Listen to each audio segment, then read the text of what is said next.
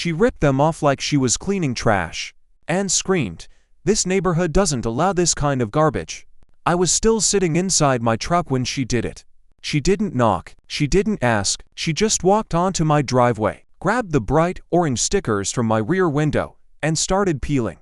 They weren't small either, big block letters. Court order, do not remove. My 6-year-old son was in the passenger seat, watching her through the glass. "Dad, why is that lady touching our car?" I stepped out slowly. "Ma'am, you need to stop." She turned around like I had insulted her. Perfect hair, expensive sunglasses, that tight HOA smile. "You can't park this junk here," she snapped. "Those ugly stickers are ruining property value." "This is my property," I said calmly. She laughed. "No, sweetheart, this is an HOA community. We decide what's acceptable." That's when she finished ripping the last sticker off and threw it on my driveway like it was dirt. What she didn't know, those stickers weren't decoration. They were part of a legal protection order signed by a judge. And removing them, that was a crime. But I didn't tell her that yet. Across the street, 2 neighbors had already stepped outside, phones up, recording. Karen didn't care. She pulled out a folded paper from her purse and waved it in my face. "You've been warned before. Section 8.3. No offensive displays, no commercial markings." I almost smiled. "Did you read what the stickers actually said?" I asked. "I don't need to," she snapped. "I'm the HOA president." There it was. The title she loved more than oxygen. My son slowly opened the truck door and stepped out. "Dad, are we in trouble?" Her eyes moved to him, and her tone changed slightly. "Yes, sweetie," she said sweetly. "Your daddy is breaking community rules." That did it. I stepped between her and my child. "Don't talk to my son." Her face hardened again. "Or what?" She reached into her phone and dialed. "I'm calling security," she said loudly. "And if needed, the police. We don't tolerate defines." Security. That made me almost laugh. Because the community security she was calling, they worked for her cousin. Not licensed, not authorized to enforce anything, and definitely not allowed to remove court-ordered legal notices. Within 5 minutes, a white SUV rolled up with flashing yellow lights. Not real police, just magnetic lights slapped on top. 2 men stepped out wearing black shirts that said community enforcement. One of them looked at me and sighed, like he already knew this was stupid. Karen pointed at me dramatically. "He's violating HOA regulations and refusing to comply. I want the vehicle removed." Removed. My son grabbed my hand tightly. "Dad, are they taking our car?" I bent down slightly. "No, just stay behind me." One of the fake officers walked up. "Sir, we've received a complaint." Before you say anything, I cut in gently. "Did she tell you she just removed court-mandated legal stickers from my vehicle?" They looked confused. Karen jumped in. "They were offensive." "Did you read them?" I asked again. Silence. The taller guy scratched his neck. "Oh. What exactly were they for?" I reached into my glove box and pulled out a folded document. Stamped, sign, official. I held it up but didn't hand it over yet. "These stickers were placed after a judge ruled in my favor last month. They are required identification. Markings related to an ongoing fraud investigation." Karen blinked. "What fraud investigation?" She snapped. "The one involving misuse of HOA funds," I said calmly. Her face changed. Just for half a second. And that's when I knew. She hadn't just ripped random stickers. She had ripped evidence. Across the street, Mrs. Delgado gasped loudly. "Is this about the missing reserve money?" Karen turned red. "That's confidential." I looked at the 2 fake officers. "You guys might want to step back. This just turned into obstruction." The shorter one immediately removed the magnetic light from the SUV roof like it was suddenly burning his hands. "We're not getting involved in legal disputes," he muttered. Karen stepped closer to me, lowering her voice. "You think you're clever?" "No," I said. "I think I'm patient." She leaned in. "You have no idea who you're dealing with." That's when an actual black and white patrol car slowly turned into the street. Not called by her, called by someone else. It parked quietly behind the white SUV. Real lights, real badge. The officer stepped out calmly. He didn't rush. He didn't shout. He just walked up and looked at the torn orange sticker pieces on my driveway. Then at Karen. Then at me. "Afternoon," he said evenly. "We received a report about tampering with court-ordered property markings." Karen froze. "I didn't know," she started. The officer held up his hand gently. Mom, were you informed those stickers were placed by court order? She pointed at me angrily. He's harassing this community. The officer looked at the paper still in my hand. Sir, may I see that? I handed it over. He scanned it quickly. Then he nodded. And then he looked at her. Ma'am, these markings are legally protected. Removing them can be considered interference with an active investigation. Her confident posture started to crack. They were ugly, she whispered, almost to herself. I looked at her calmly. Freedom isn't always pretty. That lie made the officer glance at me for a second longer. My son squeezed my hand again. Dad, are we safe? I knelt down. Yeah, we're safe. Karen suddenly tried one last move. He's lying. He just moved here. He doesn't belong in this neighborhood. The officer checked something on his tablet. Then he looked up. He's the registered property owner. Purchased 6 weeks ago. Her mouth opened slightly, because she didn't know that part either. I didn't rent. I didn't lease. I bought the house outright. Cash. And the court case. It wasn't small. It involved forged signatures, missing HOA funds, and a president who thought nobody would check. The officer turned to her again. Ma'am, I'm going to need your ID. That's when she realized something was very wrong. The fake security guys were already backing toward their SUV. Neighbors were recording, and the torn orange sticker pieces were still on the ground like silent witnesses. She looked at me one more time, anger shaking in her voice. You planned this? I shook my head slowly. No, I said quietly. You just judged the wrong house. And this was only the beginning. She tried to walk back toward her house like nothing had happened. The officer stopped her. Ma'am. ID. Her shoulders stiffened. Am I being detained? For now, you're being questioned, he replied calmly. The whole street was silent. Even the fake security guys had turned off their engine. Karen slowly handed over her driver's license. Her hands were shaking now, but she tried to hide it by pushing her sunglasses higher on her nose. This is ridiculous, she said loudly, making sure the neighbors heard. He put those stickers up to provoke me. I didn't respond. The officer looked at the torn pieces on the driveway again. Sir, do you have proof these were installed under court instruction? I do, I said, pulling out my phone. And I have something else. I tapped my screen and turned it toward him. Security footage, multiple angles, clear audio.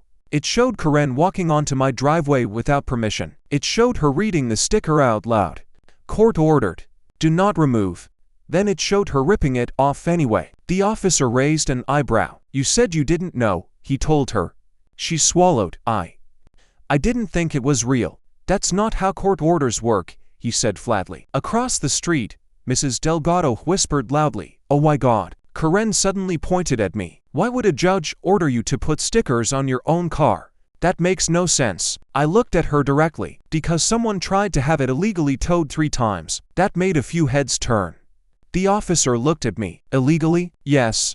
Same tow company. Same complaint. Anonymous HOA violation. Karen's face drained. The officer slowly turned toward her. Ma'am, do you have any involvement with Ace Valley Towing? She opened her mouth, then closed it. Her silence was answer enough. What she didn't know. Ace Valley Towing was already under investigation. And the reason my car had court-ordered markings, it was bait. The judge approved it after I showed evidence that certain HOA officers were targeting homeowners they didn't like and using a private towing company to scare them. My truck wasn't random. It was part of a sting. The officer's radio crackled. He stepped a few feet away to respond quietly. Karen leaned toward me again, her voice low and desperate now. You set me up. You walked onto my property, I said. You read the warning. You removed it anyway. You're not some innocent victim, she hissed. Who are you really? That question almost made me smile, but I kept my face calm. I'm just a homeowner who reads contracts. The patrol officer came back, but this time he wasn't alone. Another unit slowly pulled into the street, and behind it, a dark gray sedan. Unmarked. 2 people stepped out wearing plain clothes. Not HOA. Not city. State investigators. Karen noticed the badge clipped to one of their belts and took a step back. This isn't about stickers, is it? She whispered. One of the investigators looked at me and nodded slightly. Then he turned to her. Ma'am, we've been reviewing financial transfers linked to this HOA for the past month. Her breathing changed. This is harassment, she said weakly. No. The investigator replied calmly. It's called an audit. Neighbors were fully gathered now. Phones up, recording everything. Mrs. Delgado spoke again. Is this about the emergency roof fund? Someone else added. What about the playground repair money? Karen snapped. Go inside. This is private. But it wasn't private anymore. The investigator pulled out a folder. We have documentation showing reserve funds were moved into a private account under your authorization. She shook her head violently. That's not true. The investigator flipped a page. Signed by you. Silence. The fake security SUV slowly drove away. They didn't even look back. Karen looked at me again, but this time there was fear in her eyes. You've been spying on me. I shook my head. No. You've been stealing from everyone. My son tugged my sleeve gently. Dad, is she going to jail? I looked down at him, then back at her. That depends, I said softly. The officer stepped closer to Karen. Ma'am, at this point we need you to come with us for further questioning. She stumbled back a step. In front of my neighbors. The investigator didn't blink. You didn't mind embarrassing him in front of his child. That hit hard. She looked around desperately, hoping someone would defend her. No one moved. No one spoke. The same neighbors who used to clap at her HOA speeches are now filming her downfall. And then she made a mistake. She pointed at me and shouted, He's not even military. He's lying to all of you. That made the investigator pause. Military? He asked. I sighed quietly. I hadn't mentioned that part yet. The officer looked at me. Sir? I reached into my wallet and pulled out an old, worn card. Not flashy. Not dramatic. Just truth. Retired. Military Police. Special Investigations Unit. Karen's eyes widened. You told everyone you were just a quiet single dad, she whispered. I am, I said calmly, but I also spent 12 years investigating fraud. The street went completely silent. One of the neighbors actually gasped. The investigator looked at me with new understanding. You moved here because this HOA flagged unusual patterns during a routine property transfer. I finished. Karen's knees almost buckled. You bought the house to investigate us. I bought the house because I liked this neighborhood, I said. The investigation was already happening. The truth was worse. I wasn't sent here. But when I noticed the numbers didn't add up, I volunteered to assist quietly, and she walked right into it. The officer gently took Karen's wrist. Ma'am, you are not under arrest at this moment, he said clearly, but you are being formally questioned regarding financial misconduct and interference with a court order. Her voice cracked. This is insane. As they guided her toward the patrol car, she turned one last time toward me. You think this makes you a hero? I looked at my son, then back at her. No. I said quietly.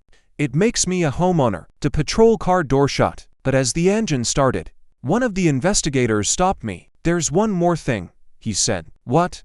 I asked.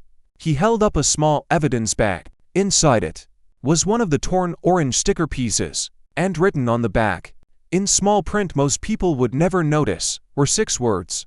Property protected under federal review. Karen never flipped it over. And that small detail, that was about to change everything. The patrol car didn't even make it to the end of the street before Karen started shouting from the back seat, I want my lawyer. This is abuse of power. The officer didn't react. He just kept driving slowly while the unmarked sedan followed behind. Neighbors stood frozen on their lawns. My son looked up at me. Dad, are they really taking her? For now, I said quietly. They're asking questions. Mrs. Delgado crossed the street carefully. Is it true? About the money? I nodded once. Some of it. How much? She whispered. I didn't answer that. Not yet. Because the truth, it was worse than missing playground funds.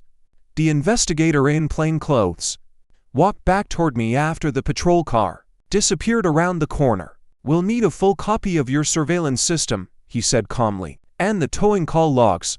You'll have them, I reply. He studied me for a moment. You knew she'd touch the vehicle. I hope she wouldn't, I said honestly. But people like her can't resist control. He gave a small nod. You understand this may go federal if the transfers cross state lines. They already do, I said. That made him pause. I pulled out my phone again and showed him a document I hadn't shown anyone yet. Wire transfers. 3 different states. Same receiving account. His jaw tightened. She's not working alone, is she? No, I said quietly. Across the street, a black sedan that didn't belong to any neighbor slowly rolled past, then parked 2 houses down. Tinted windows. Engine still running. The investigator noticed it too. You expecting someone? He asked. No, I said. The back door of the sedan opened. A man stepped out in a gray suit. Confident walk. No rush. He wasn't looking at the houses. He was looking at me. Mrs. Delgado stepped back nervously. Who is that? I already knew. Karen wasn't the top. She was just loud. The real power in this HOA preferred to stay invisible. The man stopped halfway up my driveway. Mr. Carter, he said smoothly, you've caused quite a scene. The investigator moved slightly closer to me. And you are? He asked. The man ignored him. My name is Richard Hale, he said calmly, community legal advisor. I almost smiled. He wasn't just a legal advisor. He was the one who set up the reserve accounts, the one who approved emergency vendor contracts, the one who signed off on towing agreements, and the one who never attended public HOA meetings. He extended his hand. I didn't shake it. You should call your office, I said quietly. Why? He asked, eyebrows lifting slightly. Because the audit just became public. His smile faded just a little. This could have been handled privately, he said softly. You're embarrassing good people. Good people don't steal from veterans and single mothers, I reply. His eyes sharpened. So that's your angle? He asked. Play the hero? I shook my head. No. Play the homeowner. The investigator stepped forward now. Sir, if you have business here, state it. Hale finally looked at him. I represent the HOA. Then you'll want to review this, the investigator said, holding up a copy of the preliminary audit notice. Hale took it. Read it. And for the first time, his calm mask cracked. This is premature, he said. We were conducting internal adjustments. Internal adjustments don't involve shell companies, I reply. His eyes shot back to me. You've been digging, he said quietly. You've been hiding, I answered. The street felt heavier now. More neighbors were stepping out. Phones up. Recording everything. Hale glanced around and lowered his voice. You have a child here, he said softly. Be careful what kind of fight you start. That line hit differently. My son squeezed my hand tighter. I looked at Hale calmly. I don't start fights, I said. I finish them. The investigator turned toward him. Sir, we may need to speak with you as well. Hale folded the audit notice slowly. You'll speak with my firm. He turned and walked back toward the black sedan. Before getting inside, he looked over his shoulder at me. This neighborhood doesn't belong to you. I met his stare. It never belonged to you either. The sedan drove off. But the tension didn't leave with it. The investigator exhaled slowly. He's the real problem. Yes, I said, and he's smarter than Karen. My phone buzzed. Unknown number. I answered. A quiet voice spoke. They're wiping the server. I didn't react. Who is this? I asked calmly. You don't know me, the voice said, but check the HOA cloud account. They're deleting financial logs. The line disconnected. The investigator watched my expression. What happened? They're panicking, I said. We walked inside my house quickly. My son stayed close. I opened my laptop at the kitchen table, logged into the Share HOA portal. Folders were disappearing in real time. Statements, vendor contracts, transfer confirmations, gone. The investigator leaned in. Can you recover it? I nodded once. Already backed up. I clicked another tab. Private server. Encrypted. Everything mirror. He looked at me with new respect. You planned ahead. I've seen this before, I said quietly. Just then, my son's tablet buzzed on the counter. I glanced at it automatically. It was connected to our security system. Motion alert. Front driveway. I switched camera feeds. A tow truck was slowly backing toward my truck. No markings. No logo. Just plain white. My son's voice shook. Dad. The investigator cursed under his breath. They're bold. I stood up slowly. They're desperate. We stepped outside together. The tow truck driver jumped slightly when he saw uniformed law enforcement still on the property. Ow, wrong address, he muttered quickly. Engine off, the investigator said firmly. The driver hesitated, then turned the key. I walked closer. Who called this in? I asked calmly. No idea, he said nervously. Just dispatch. Dispatch from where? The investigator pressed. Silence. The driver swallowed. Ace Valley. Of course. Even after Karen was taken in, even after exposure, they still try. That was twist number 2. It wasn't just about covering tracks. They wanted to remove my vehicle, because inside that truck was more than stickers. I unlocked the door and opened the back seat. A locked case sat there. Hale knew. He had to know. The investigator looked at me. "What's in it?" "Hard copies," I said. "Signed contracts, original bank statements, copies of HOA meeting minutes before edits." The tow truck driver stepped back slowly. "I'm not part of this." "You are now," the investigator said. Another patrol unit pulled up. The street felt like a crime scene. Neighbors whispering, kids staring, phones recording. Mrs. Delgado shouted from her porch. They tried to tow him again. That spread like fire. Windows opened. Doors unlocked. More people stepped out.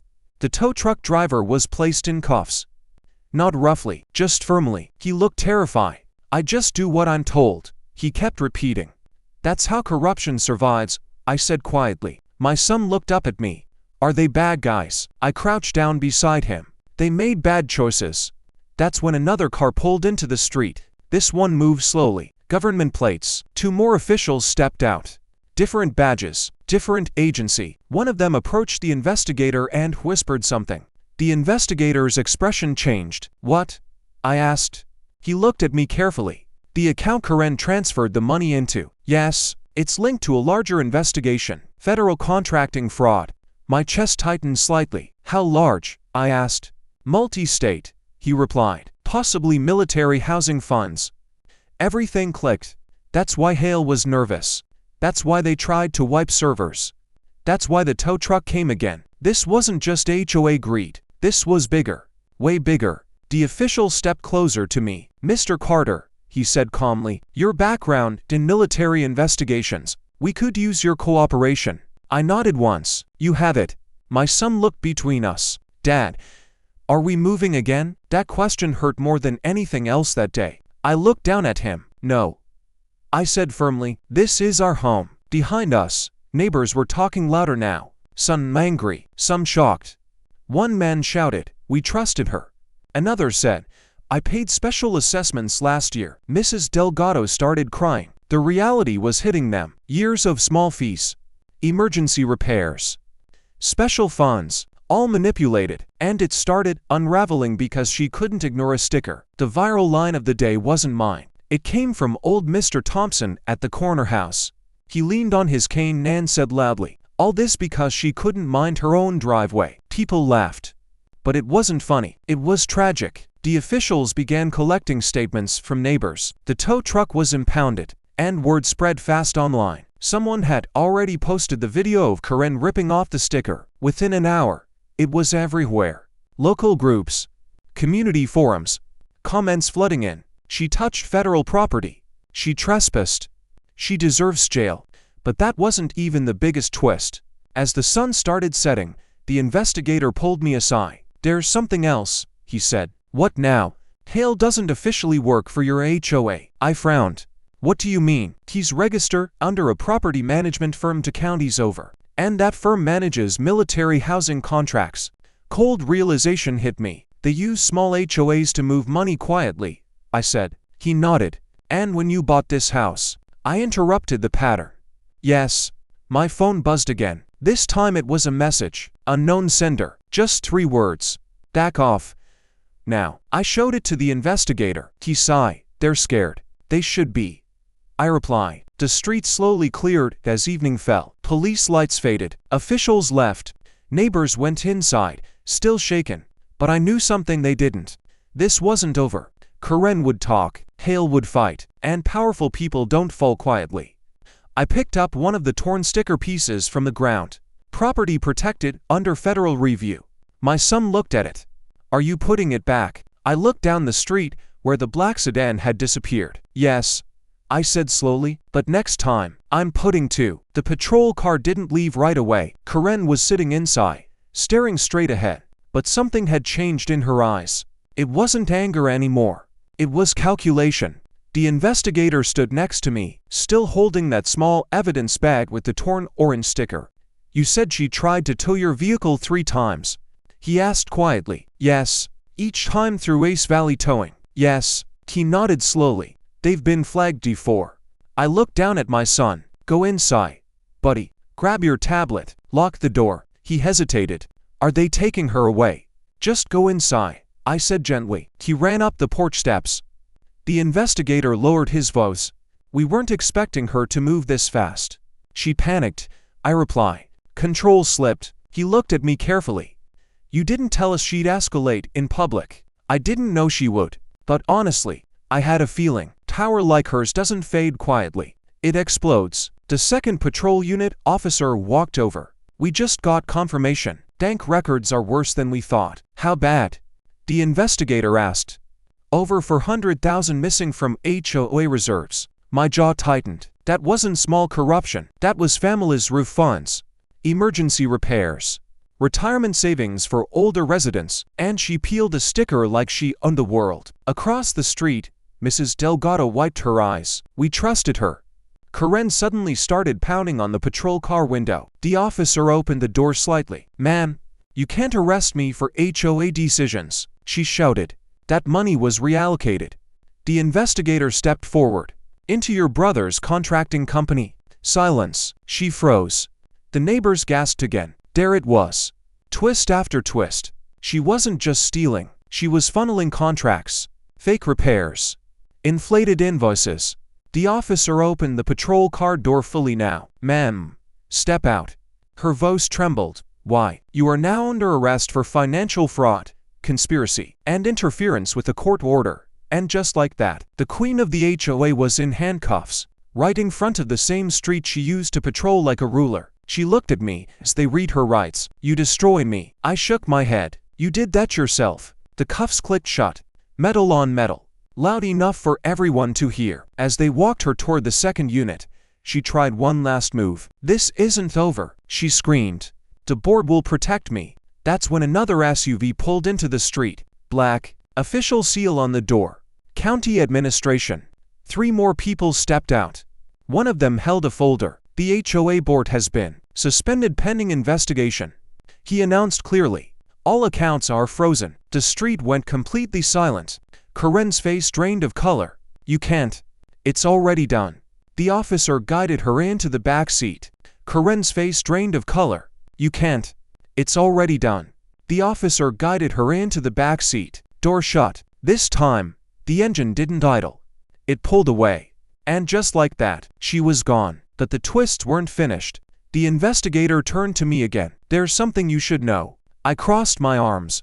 Go ahead. She wasn't acting alone. I expected that. Who else? He hesitated. 2 board members signed off on transfers. We're bringing them in tonight. Mrs. Delgado gasped again. Mr. Collins too? Especially Mr. Collins, the investigator replied. That hit the street like thunder. Collins had lived here for 20 years. Friendly, quiet, always helping. Turns out, he was signing off fake maintenance approvals.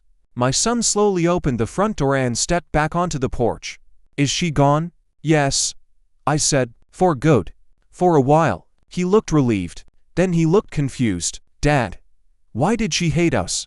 I walked over and knelt beside him. She didn't hate us. She was afraid. Of what? Of losing control. He nodded slowly, like he understood more than a 6-year-old should. Neighbors started crossing the street now. Not to argue. Not to complain. To apologize. Mrs. Delgado hugged me tightly. We thought you were the problem. I know. You never yelled. I didn't need to. Mr. Henson from 2 houses down shook my hand. You're the first person who ever stood up to her. I looked at him calmly. No. I'm just the first person who had proof. That was the real power. Not shouting. Not threats. Evidence. The investigator handed me his card. We'll need your full footage archive.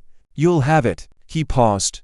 You didn't just move here for peace and quiet, did you? I smiled slightly. I moved here for my son. That part was true. After 12 years in military investigations, I was tired. Tired of chasing criminals. Tired of knocking on doors. I wanted a small house, a driveway, a normal life. But when I saw the HOA financial reports during closing, numbers didn't match. Patterns were wrong. And once you've trained your mind to see fraud, you can't unsee it. Karen thought she was dealing with a random single dad with an old truck and ugly stickers. She never imagined those stickers were part of a federal cooperation request. She never imagined the quiet new neighbor had spent years building cases stronger than hers, and she definitely never imagined her own ego would trigger the arrest. That night, the street looked different, calmer, like something heavy had been lifted. County officials posted a temporary notice on the community board: emergency HOA restructuring, independent audit, full transparency. The next morning, news vans showed up. Someone had sent footage. Not me. Probably one of the neighbors. The headline by afternoon read, HOA president arrested for fraud after removing court-ordered notice. I didn't watch it. I was in the backyard teaching my son how to throw a baseball. He missed the first few throws. Then he caught one clean. See? I told him, you just have to stay ready. He grinned. Like you did. Something like that. 3 days later, investigators returned. More arrests. Collins and another board member. Bank accounts frozen. Assets seized. Turns out the money trail went deeper than anyone expected. Vacation homes, luxury cars, even a second property in another state, all funded by HOA emergency reserves. The community held a meeting the following week. This time, no raised voices, no fake security, just residents, real votes, real transparency. Mrs. Delgado was nominated as interim president. She cried when they voted her in. I'll never treat this like power, she said softly. That line stuck with me. Because power isn't meant to control neighbors. It's meant to protect them. A month later, the court officially expanded the case. Charges upgraded.